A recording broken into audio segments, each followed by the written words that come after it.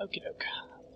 So, it's been a while since my last post and doing the playthrough of Dark Souls 2, and part of that is because I ended up, I tried recording with my main guy, managed to go through quite a bit of the game, but unfortunately Shadowplay decided to crash on saving all the progress I had made, so unfortunately with Dark Souls, like, once you have made progress, there's no way to go back on any kind of save data or anything like that. Everything gets saved, every action that you do.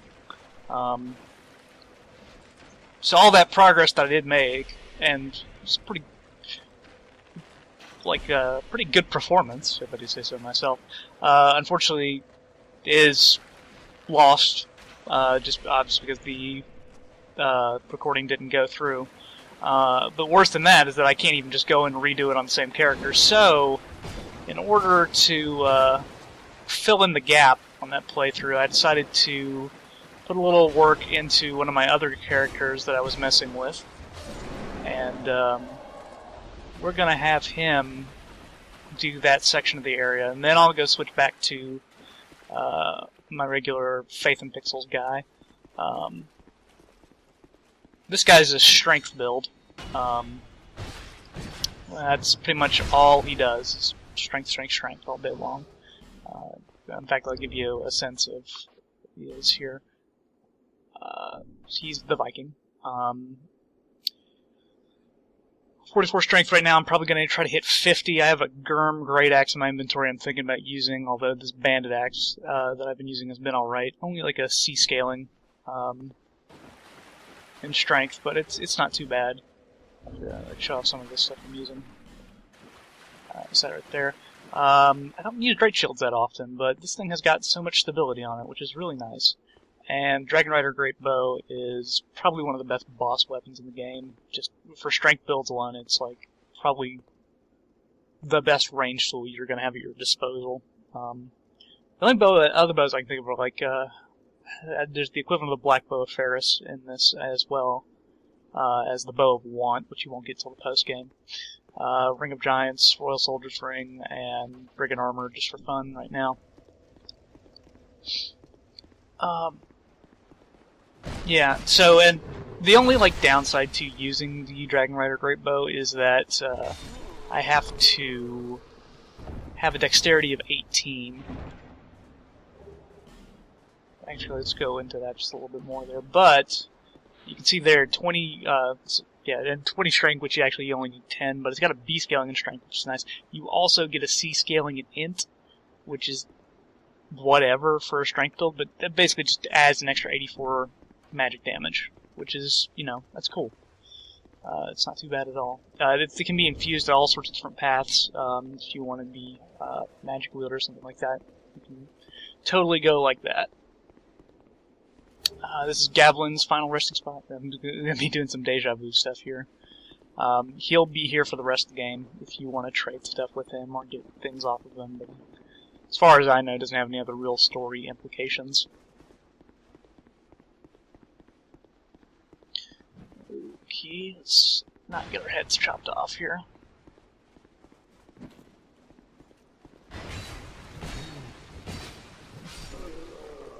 Oh, there's another one. I always get these mixed up because there are actually two variations. There's the Great Axe, and then there's another one that's a little lighter, I think. I believe it has, like, the Great Move sword set. I'm not gonna get this. Or am I? Or am I? Nope. Maybe next time.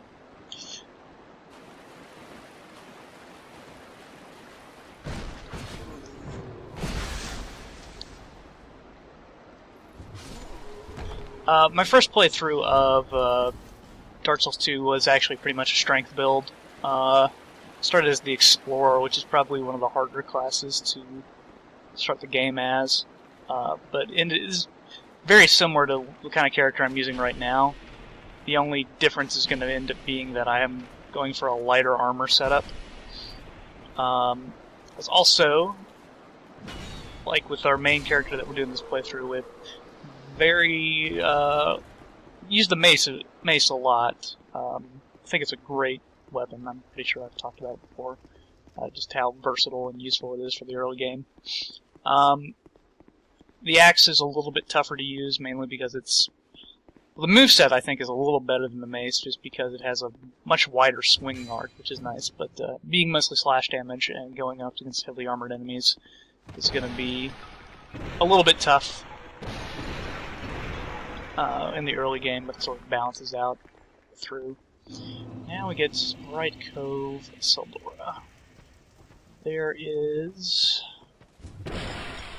bonfire here,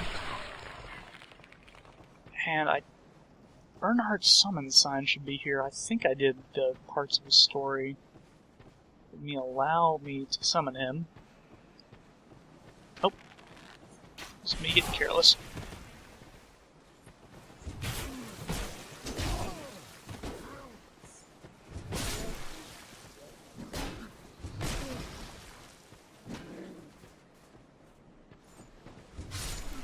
These guys aren't too bad.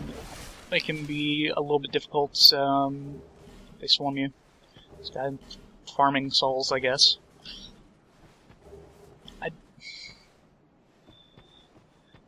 We're going to get further down into the cove. My hope is to get one of the great souls in this episode, if we're lucky. I managed to do everything at a pretty decent clip on the recording that was lost, which is kind of unfortunate. Didn't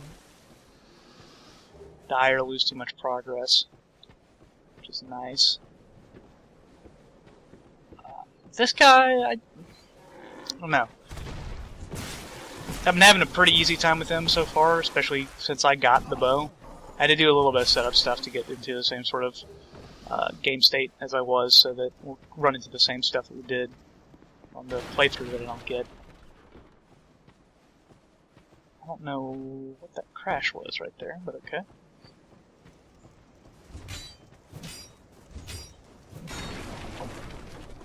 There we go. There's a few of these guys lurking around. I think one of the tents in particular houses a bunch of them. So be careful about that. I was so proud of myself. I'm going to keep referencing this lost playthrough, because I got this in the first try, and hey, I got it in this one too. I'm getting slightly better at that.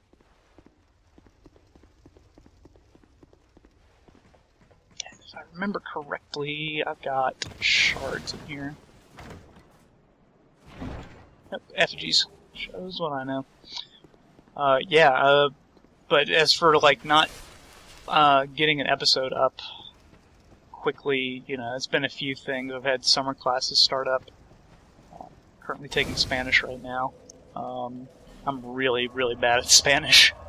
So, taking a week to get acclimated to how that class is going to work has been interesting.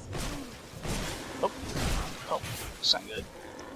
It's good that I lit that bonfire, but I'm going to get taken out while I talk about No hablo español. I know was a little just a bit miffed at losing what I considered to be a pretty good episode. So that sort of drained a little bit of my desire to play Dark Souls for a while there. It's not that this, like, section is particularly, like, super difficult or anything like that. It's just, you know, just making good forward momentum and progress. It's kind of a shame to have to go back and redo some stuff, but, you know, that's how things work. This is the tent full of the dudes, and the pig is gonna...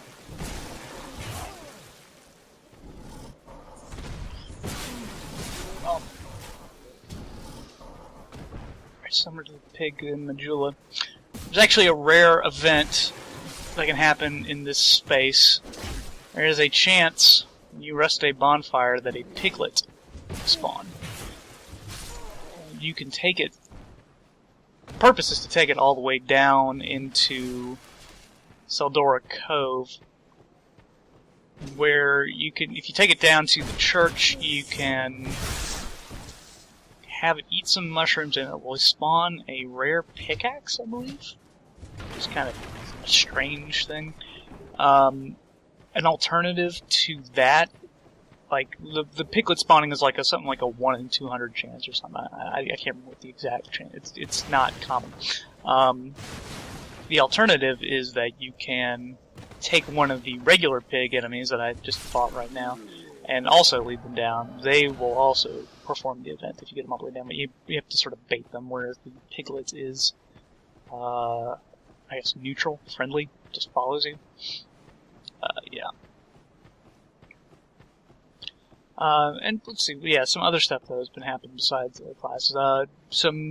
Had 2 good releases of games in the past week with Wolfenstein, which turned out to be a surprisingly good shooter. It was reminded me a lot of like Half-Life 2, but I can get into that in another time. And other sort of story-based shooters, and Transistor, which was another Supergiant game, which is fantastic. That's about all I got to say about that. So yeah, that ate up a little bit of my time as well.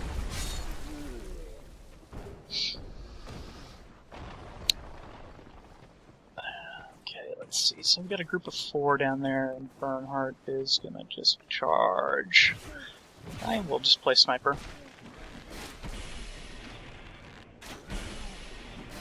So this thing performs a little better than the Vengarian bow or the regular short bow, mainly because it has that magic damage and that really good scaling on it. Being a boss weapon, though, it does upgrade with Petrified Dragon Bone, which is in short supply in the early game, a little easier to find near the end. Every upgrade is a little bit more significant. You'll notice that weapons that are on the Twinkling Titanite path and the Petrified Dragonbone path, because they only go up to +5, each of those upgrades essentially acts like almost like 2 Titanite upgrades. So it's very noticeable when you get the required material to increase the weapon level. Another mechanic to keep note of, as always, is headshots will deal a little more damage on a bow. So if you feel like aiming, you can get a little extra damage by putting the arrow in the right spot. I was really surprised to find this bow, honestly. When I did my first playthrough, it definitely helped in a lot of different sections. I was just surprised that strength weapons, or strength users, had such a good tool, whereas dexterity is normally associated with being the primary ranged bow users. Yeah, so this area is actually a trap right here. You can see all the spiders, and if you open this chest, which I'm going to do, you're going to get that orb, and that, from what I can tell, is an enemy lure. That's the trigger to get these spiders to pop up. For the longest time, I had no idea as to what that orb was supposed to be. Normally, when you see something in the chest beside the item, you want to just get away anyways. This ambush is also kind of easy to spot, so more often than not, I just ended up taking out the spiders before they were even an issue.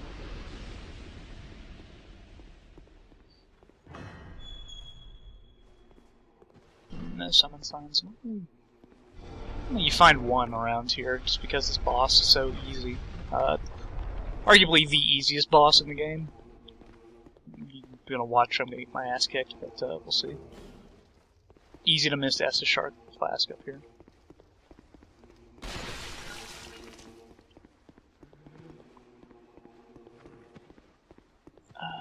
Might as well. The Prowling Magus and the Congregation. So, the only real... okay, a few different, little bit of, mechanics in here. First off, the Congregation itself consists of those priests as well as the zombies. The priest will continuously heal other members of the fight as long as they're up. So they are definitely your first target. Prowling Magus has a nasty AoE if you get close to him.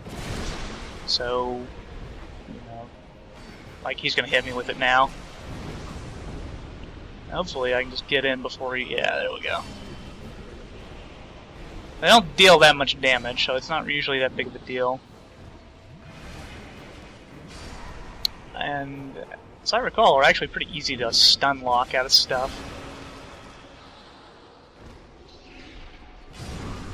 This fight is even, like, definitely the easiest to do with more than one person, but even on your own, the fact that the enemies are a little weaker makes it go even faster. So, never died on that fight. I'm sure there are people that have. You don't even really get a good reward off of it. I think that holy water can be used there to take less damage from dark attacks would be my guess. I don't know entirely off the top of my head.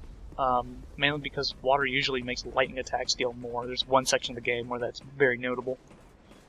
And this is another area that a lot of people miss. Here's the partner. Something seems to be bothering you. Yes, I can tell. It is written upon your face. You have doubts about something you did.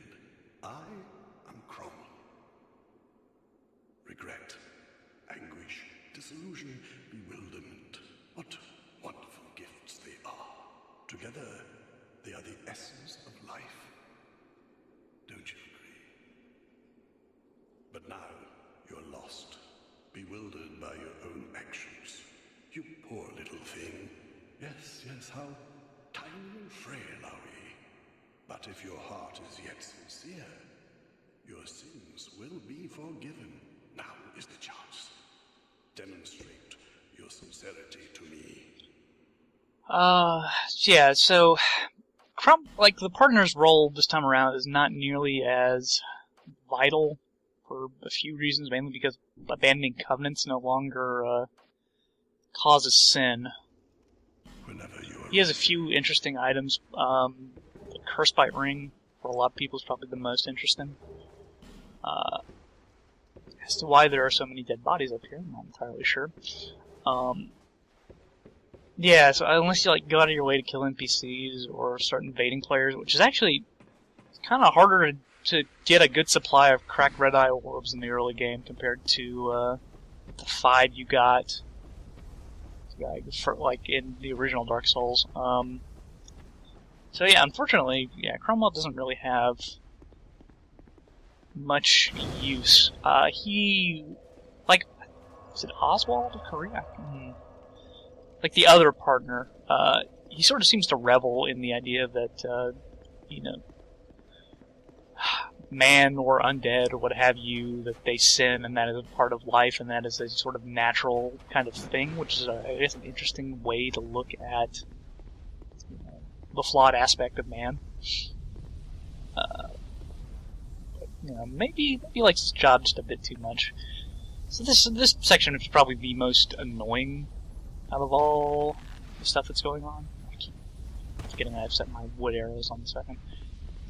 This section is made a lot easier if you have some way of dealing with enemies at a range. It's mainly these guys right here, and their homing shots that love to just follow you to the ends of the earth. That's a good sniping spot right there. Oh. Yeah, I just don't know how to make sense of how they hit you. And if you're on one of these, like, trip lines right here, and they hit you with that, then it is just all kinds of over. Okay, here we go.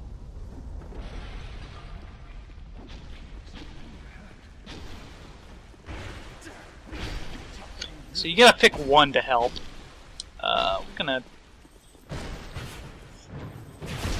This is what I did on the other playthrough. Mainly because whoever you decide to help, you're gonna get different rewards from. And I already got Pate's set from him. So choose to kill Pate and talk to Crichton here. First off, you get another Ring of Thorns here, but he will give you... Serves you right.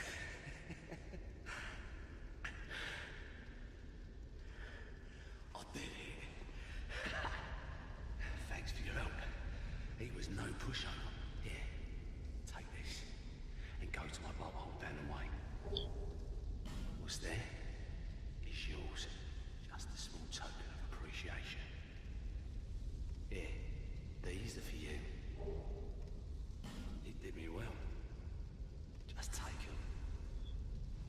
if you start reading their equipment, you're going to get a better idea of the story here, and it both seems like they are essentially madmen here. The Crichton Steel Mask here says perhaps it is a finely crafted imitation, suggesting that Crichton may not actually be who he says he is. And it doesn't really matter who you decide to side with, mainly because you get a key to the bolt hole from either of them, and they will both end up trying to blow you up there. So the correct answer to this little parable is kill them both.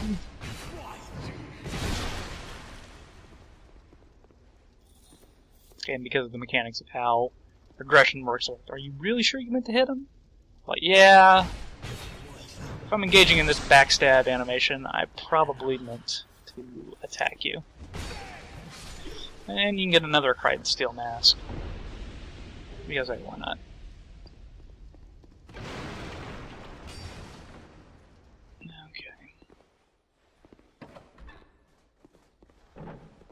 So, next section is a little bit tricky because there is another bonfire at the bottom of the cove that I want to get to.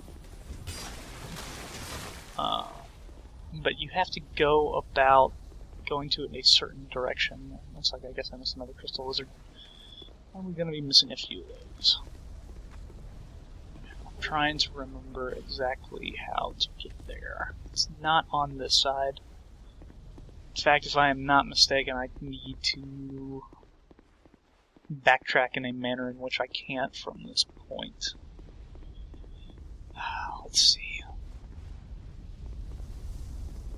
There's another crystal lizard, and unfortunately this is not the space to kill. Oh, maybe it's down there. I think it is. Well, if I get it wrong, I can always homeward bone back to that last bonfire I was in. But this is not one of those sections of the game where you gotta have a ranged weapon of some kind of ranged implement. You are just going to make your life so much harder than it needs to be.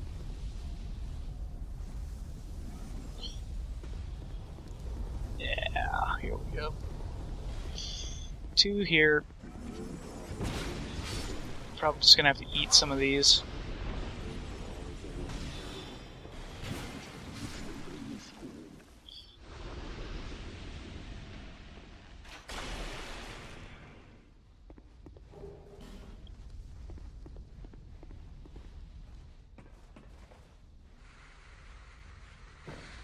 The reason this is tricky here is that there is a, let's see,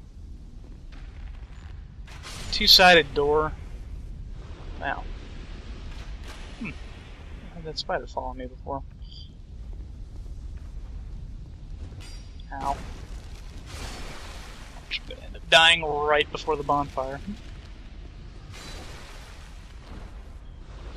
And I am gonna need to probably sit down in just a sec, just because... Well, actually, because I got rid of those mages, I might as well head outside for a second. This door isn't open from the other side, though, which is what I was talking about before. And in fact, I'm pretty sure I missed an Estus Flash Shard or some Sublime Bone Dust up top, but that's okay.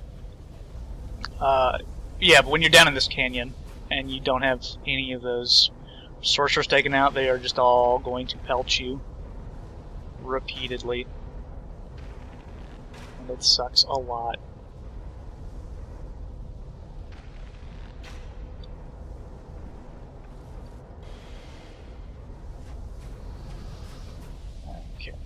You can see Basilisk Mouse if you look closely enough. These are essentially the same as the big-eyed basilisk, just without the big eyes. I don't know why they don't. Probably has something to do with the area that they're located in. Careful. If this guy gets close to you, he is going to blow the hell up and just kill you. Damn it.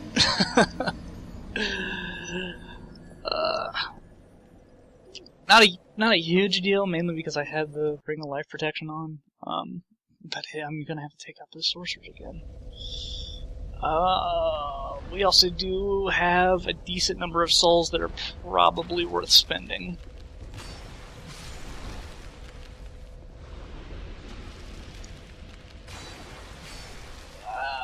I want to show off the character here first, and then, which is risky. I do also need more wood arrows.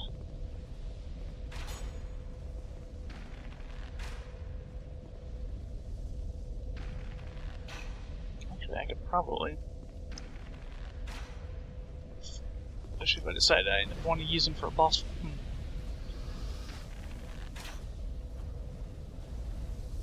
Sure, these guys can also be headshotted.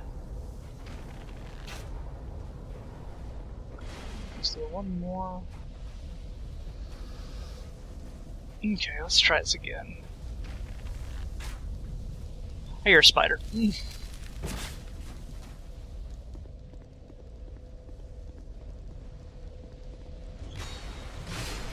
I am now also concerned that that lizard now is going to try to find me and kill me. I have no idea how far their tracking goes for. Like, I don't even know where that lizard went to. And that kind of scares the hell out of me.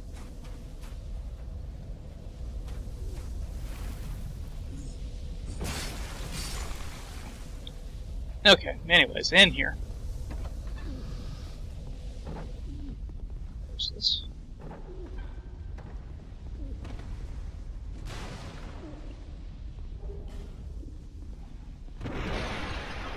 The ornifex. Go we meet again, kind traveller. This is my workshop. In your tongue, I believe I would be called a blacksmith. I create all manner of equipment, using an ancient technique unique to my people. Normally I only cater to a very select few, but I have a debt to you. I will craft one thing of your choice.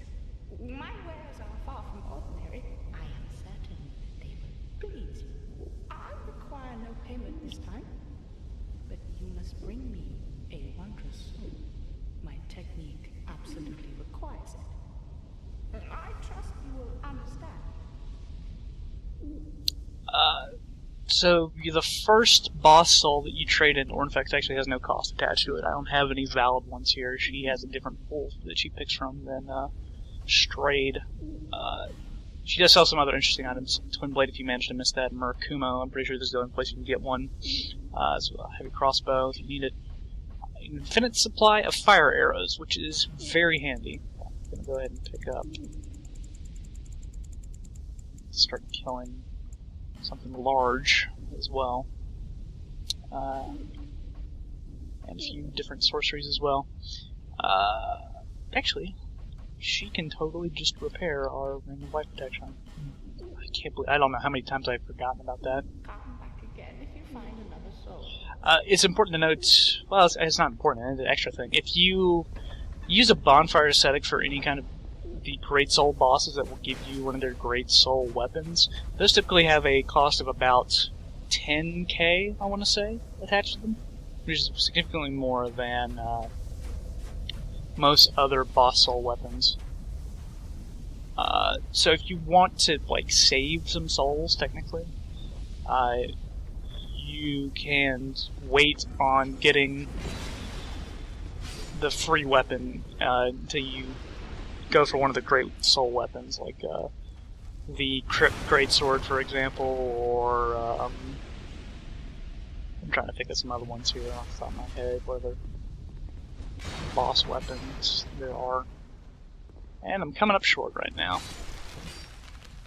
You're going for your guts build, and you need the Crypt Great Sword. There's a way to save a few souls. Pressing Axe. Actually, I'm curious about that. I've been looking for other good alternative strength weapons. Crescent Axe, CC, and E. 120. Technically more damage. Probably gonna make me fat roll though. Interesting. Man, that thing is heavy though. Compared to the 5? Yeah, maybe I might try that out at some point. Considering just how much base damage it has. Chunk. And so this is the way to get to the other. The the cove at the bottom is basically divided into two areas, and getting between them is kind of, I don't know if I would say tricky, but it's like, you essentially can, it's like a one-way direction here. These guys are also sort of deceptively, they can do a lot of damage if you're not careful. They also have the nasty tendency of basically just exploding in, like, I guess, acidic ichor or something like that when they die. So there's a very good chance that they will get one last hit on you when you're trying to deal with them. So keep that in mind. There's another enemy I need to keep track of here. There's also some stuff on the side I'm trying to remember. This is not necessarily the best. Getting down to the boss is a little bit of a gauntlet. There's not a good set of bonfire. Like the one that I just got out of is the closest, technically, and it's still pretty far away. My only real like saving grace right now is that I have some repair powders on me, and I'm probably going to need to use one of them. This is the guy I was talking about here. It sounds like that there is... Oh, there we go. You notice the spike field there. You walk through that, you're going to take very low amounts of damage, but you will take it constantly, even if you're not moving.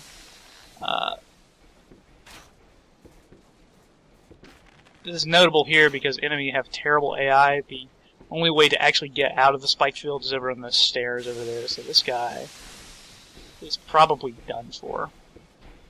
Which is good because he can, or he might just walk off a cliff. He can actually dish out some damage if you let him.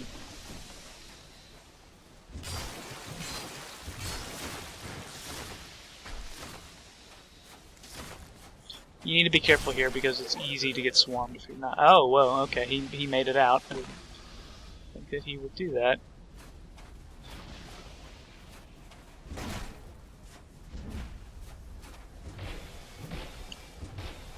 Also, you can take a few hits. So what? I believe that is the pickaxe that you can get from down there. It looks like it has the great sword moveset, which wouldn't surprise me too much. Huh, didn't know Baskus could get back down.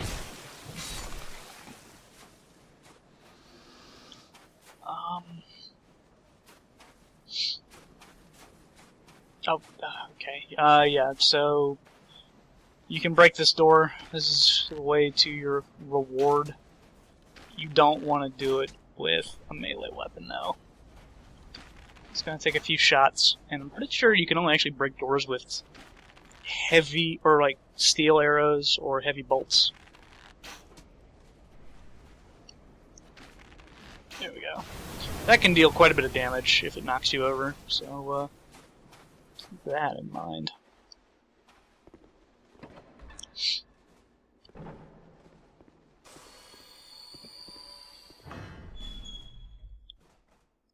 Two prizes here. First off are going to be the, was it Brave Gauntlets? Yeah. These are, I suppose they're pretty good. I see a few builds use them every now and then. I have yet to really mess around. They're pretty heavy and don't offer that much protection, but obviously the bottom effect, critical chance normal attack, or rare chance normal attacks with critical hits, seems like it could be useful in a lot of PvP situations. But like I said, I've not bothered. This is the chest, though, that will probably kill quite a few people. If you are fast enough, you can roll out of the way without that blowing up. It will probably one-hit kill you, and all you get is rusted points. 2 of them, though, which is nice. I guess we're farming something. If either Crichton or Pate are alive, you'll also hear a laugh in the background, signifying that it is definitely a trap for you. And the axe is starting to get a little bit low.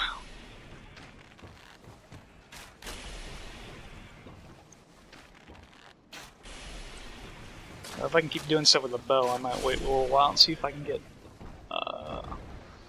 multiple things repaired with that powder.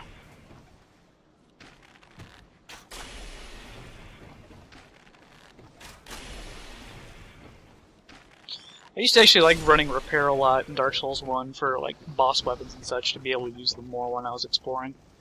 I've only gotten the repair spell a few times in this game, and I don't use it nearly as much, which is kind of ironic considering how much more weapon durability is a thing.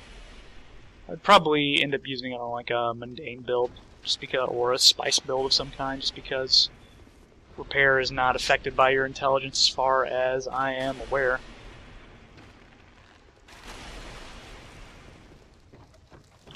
Yeah, this is an ambush. Pretty sure they want you to go hit one of the 2 switches at the back of the church.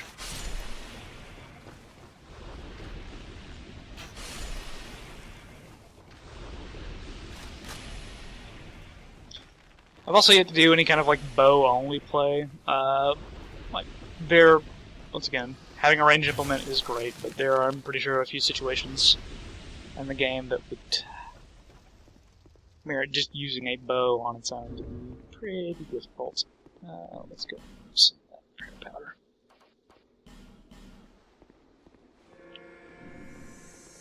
Don't remember what's in here. Like a soul, maybe? Homeward bones. Always good. Here, so I'll way down along with another enemy.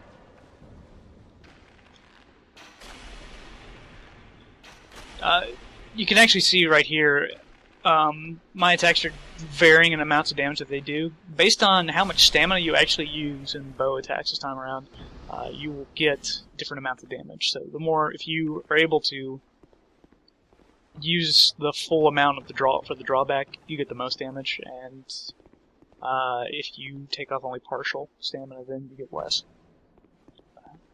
And yeah, I'm so sorry for people that don't like spiders. This game is going to become the worst. I know there is a good portion of the video game community out there that don't like giant spiders, and those end up being it's like a staple for a lot of video games, especially fantasy stuff. Most notably, like Skyrim, I can remember the modding community managed to get behind that and made a mod that turned all of the spiders into bears.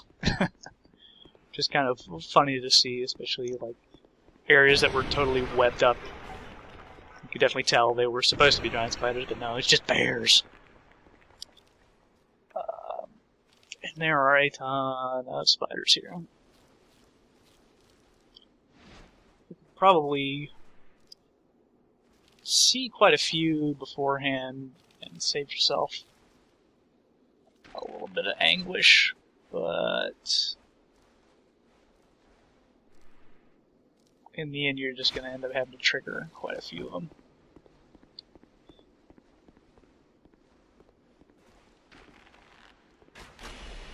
I should just use the steel arrows. That's probably what I'm going to end up doing in just a bit. Let's see any more of these guys, because I'm tired of using 2 wood arrows.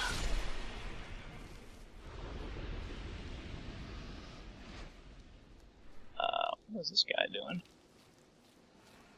He's dropping down on me. A little bit smarter than I would have given it credit for.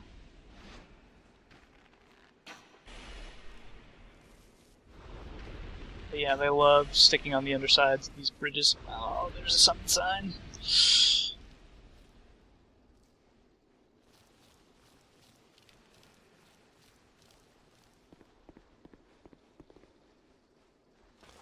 Let's see.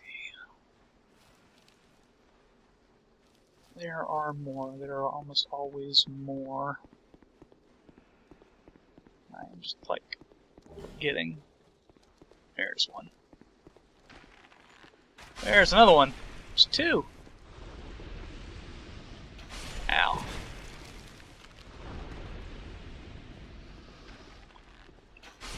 And there is one behind that pillar.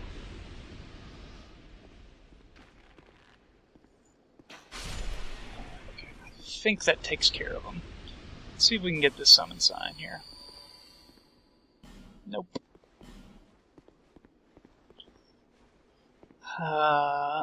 This is a harder area to find help for. Dukes Frey is not a popular boss to farm for lots of souls. I don't think she's super hard, but she does not have a large margin for error. And most people recommend against Ashen Knight Void, although he is a lot better ever since they buffed up those neutral summons, which I will always mention every time I start talking about neutral summons. I'm probably just going to end up going with him if I can't find anybody else to help out. I think there are a few other items that I'm just forgetting, missing. Yeah. Let's go with Void. I'd go with some other help if I could find some other help. Sure, he's just a guy in like a royal soldier stuff without any shields. No, it's not some stock, it looks like. Yeah, Duke's Freya here. Has some stuff that will just generally just mess you up if you let it. And more spiders.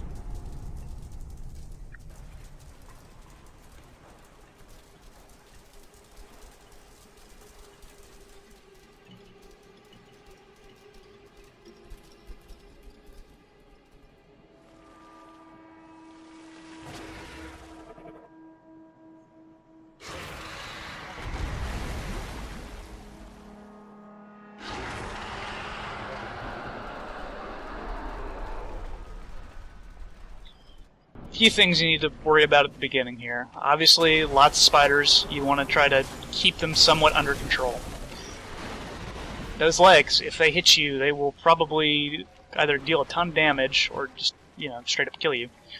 She's got that laser there. It likes to sweep from left to right. So if you are going to circle around her, and you probably are, to deal some damage, you need to go counterclockwise. Otherwise, you're going to risk running into the laser. She has 2 heads. You deal enough damage to one of the heads, it will knock it off. And that's going to be one less weak point for you to hit. My best recommendation is to just take a swing at a head and then rotate around her. The last really deadly thing you need to worry about is between her and her minions is a web spit that they can do. They hit you with that, it basically just slows you down to a crawl. Like, it takes forever for the stuff to actually wear off, and you are probably just going to get hit like 5 times in a row and killed. It sucks when it happens. Void, I guess, took care of all the spiders, which I'm careful when she jumps. If she lands on you, it will probably kill you.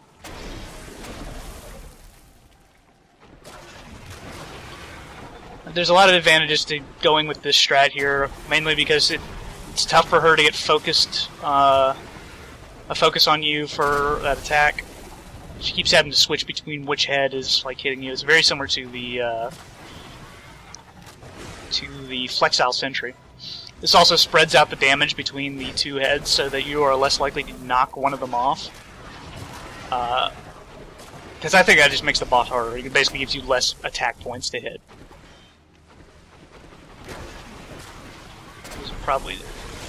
It's not the best way to dodge what I just did right there, mainly because if she decides to laser, we just knocked the head off there. But luckily she is almost dead. I have no idea if she can still prioritize attacks from the back. I mean, the mandibles are still there, so it would make me think that yes, she could. Okay. Be careful. You still need to worry about the spiders. In fact, they are probably just going to straight up kill me. I don't know why they all decided to spawn at the end there.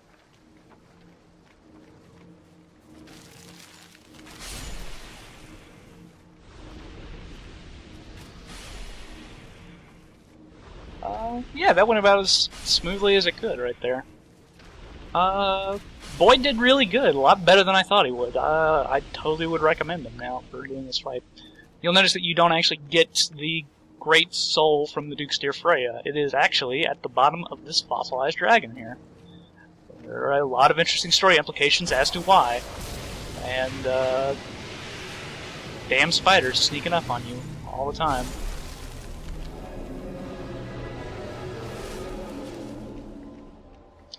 I will get into it a little bit later. Like I said, there's a ton of different theories. That's one of Freya's heads. You can, I guess, kick it around like a soccer ball. It's good to know that the Havoc engine can still be used to do something if they're going to get rid of the ragdolling.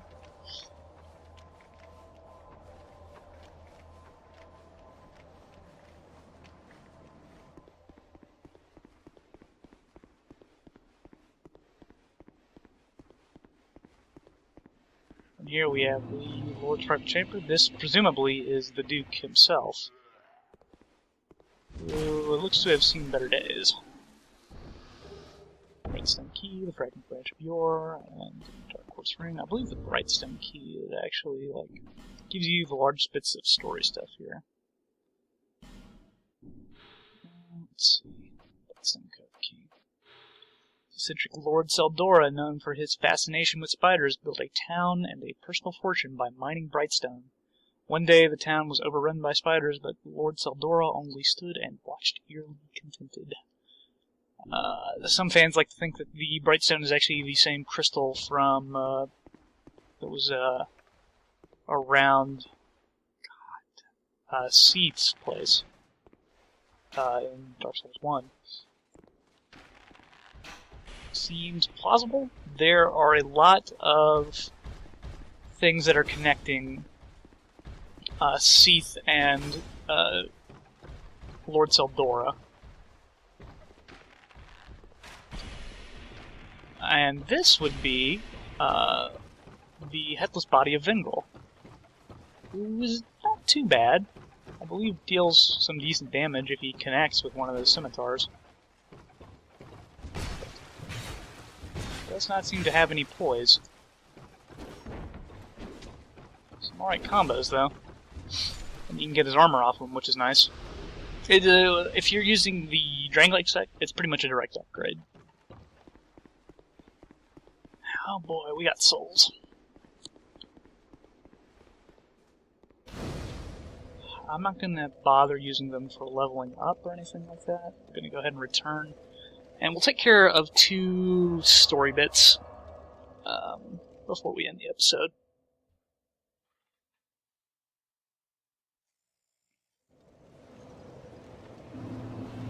First things first, we're going to go to Rune Fork Road.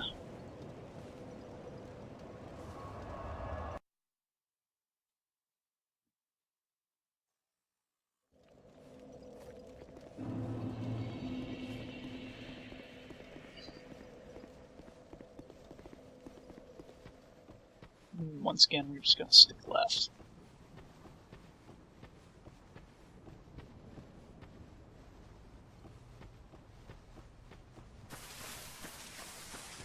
Keep an eye on the right, just to make sure nobody's sneaking up on you. And talk to Vingirl, say. Back again? Well, this is a pleasant surprise. Ah, it was you who vanquished my body. It is my body, you see, and I can sense what happens to it. I do not mourn for it. Good riddance. If you wish for help, summon me. I'm rusty in battle, but will fight by your side. The other nice thing is that he started selling a little bit more, including this red rust sword here and scimitar. So I believe the set of 2 ends up using, along with the shield. Shield? 100 defense there. It's 55. Like, I've not actually used much of this stuff. Let's take a look at it. Let's say, why not? Farewell.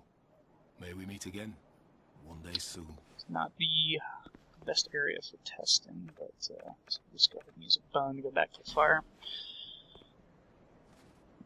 And that's cool. There are, I want to say, 2 different places in the game that you can summon Vingarl in to help you out, and he's a decent fighter.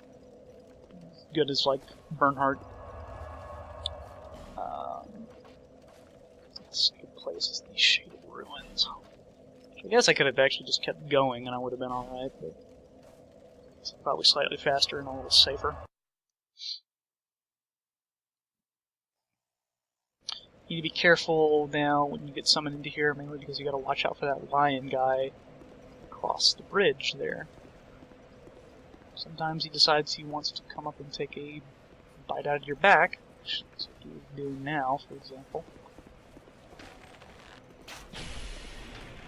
Which can be troublesome if you are fighting other lion dudes. But the nice thing about the Dragon Rider bow, it deals a surprisingly large amount of damage to this guy. They generally just have high resist all around though, so strength builds actually probably have the easiest time taking care of them. Like a billion poise, so what are you gonna do?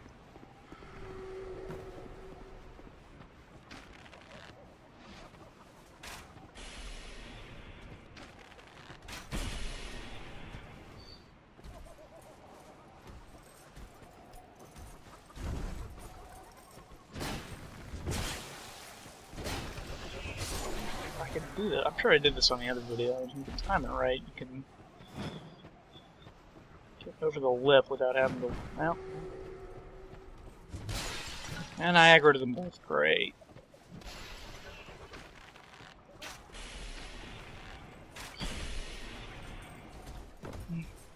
All this space, we could probably snipe one of them out. Actually.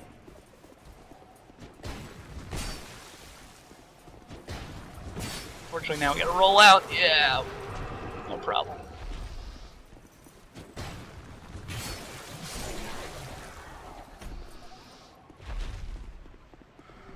Let's see if we can do this part without getting cursed.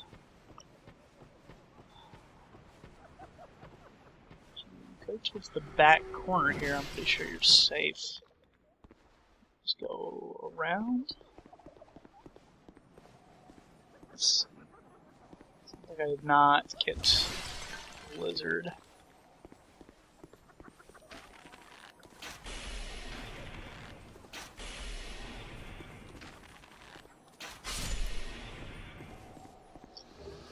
Here's the chunks. And I don't think there are... Okay, let's see, there's a chest, but I don't think there are any enemies to worry about.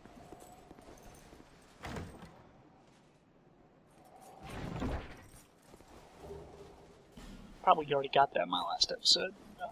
Yeah, so let's see. Whispers.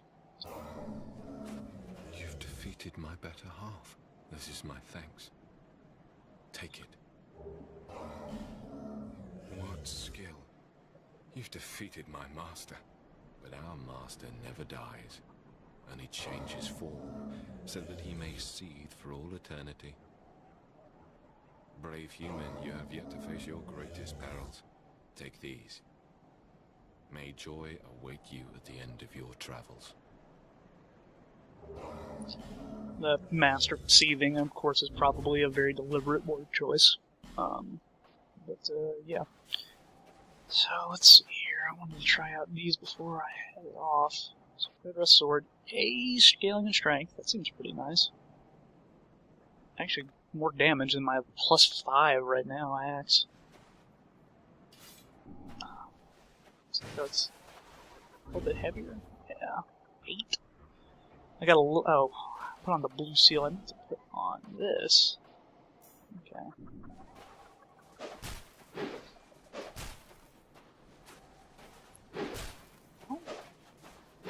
I don't know what that moveset is. It's not a curved sword. It's not a short sword. It looked. Oh, maybe it's the curved large sword. It's like the Murakumo's moveset, but a little bit shorter.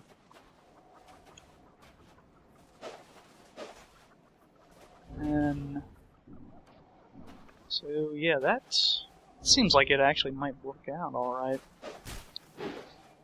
I'm trying just a sec. What else we got? Should be right next to it. Red Rust Scimitar. So also better scaling and strength. This is like the only curve sword, as far as I know, that has strength scaling that's this good. But it's just a standard curve sword moveset, as far as I know. But a pretty high base. It seems like it's pretty usable. If you like the curve sword style and you're in a strength moveset, you know, this thing is for you, probably. Heavy, though. And I probably do not have the stats to be like Vingarl here, and I mean, I can dual wield them, but I can't. Yeah, I don't have a twin stance here. It's got the parry. Alright. Maybe I should just turn this guy into Vingarl. Let's see, if I wanted to do the moveset, I would need, off the Scimitar, at about 7, maybe 8, so 23, probably 23 dexterity. It's either 22 or 23. And I definitely already have the stats for the main hand. I don't know. They're different moveset styles, though, so there's a very good chance that it would not list it as compatible. This here, shield seems really nice. Like, it doesn't look like anything much, but it's 55 stability, 5 in weight, a little bit heavy, but 100, you know, 100 in block, which is nice. I'm still probably just gonna stick with the on this guy at least, probably the Twin Dragon Great Shield right now. I don't mind the little 5% like damage that goes through. It's just the stability is so nice. Let's get some of the text here. Sword's battle-worn and terribly rusted, but remains a deadly weapon owing to its incredible weight. Legend has that it was built to test the limits and strength of the Ferosa Knights until Vingarl swung it about like a wooden plaything, claiming ownership by demonstration. And then we have Scimitar. Curved sword of the warrior Vingarl of Ferosa. This sword is battle-worn and terribly rusted, but remains a deadly weapon owing to its incredible weight. Legend has it was built to same sort of thing there. How about the shield? Shield of the warrior Vingarl of Ferosa. The chisels on the face were carved by Vingarl to count the number of heads he claimed. The shield is terribly rusted and worn, but incredibly powerful, as if the deeds of its previous owner have rubbed off on it. Would make a pretty good Vingarl themed build, obviously, with his armor and his helmet. I think. Did I get his? I must have already got his helmet. This guy. I have no idea why he's gold. And sometimes he will do a combo, I think. I might have to start using this, though, on this guy.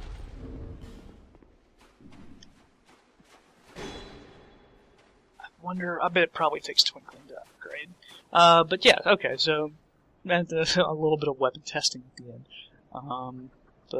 Yeah, hopefully this actually gets, actually archived right this time around. I might switch back to this guy every now and then, but most likely it will be back to the lightning build and all that stuff. So, yeah. I will see you guys next time.